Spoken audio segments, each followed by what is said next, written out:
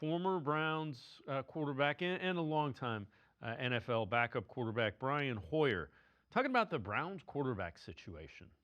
You've seen enough from Dylan Gabriel to decide whether you're going to use a draft pick on a quarterback high next year.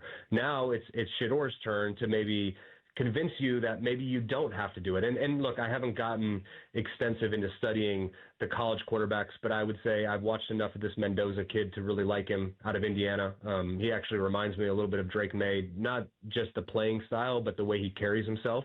And, until you figure that out, it's just your team is in purgatory. And the Browns aren't the only organization. There's a lot of them that are always out there searching for that quarterback. And sometimes you commit to a guy and it ends up not being the right one. And I would say this whole conversation goes back to signing Deshaun Watson, giving him the guaranteed contract, and then not working out. And that put the organization behind the eight ball to now have to go out and find it again. And so how do you do that?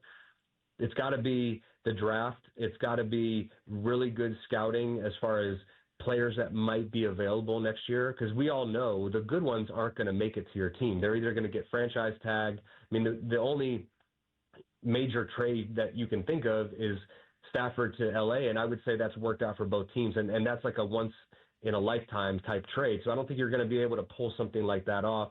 You're going to have to evaluate, is it a guy like Mac Jones? Is it a guy who went out and kind of reinvented his career out in San Francisco by playing under Kyle Shanahan? Can he come and recreate that in Cleveland?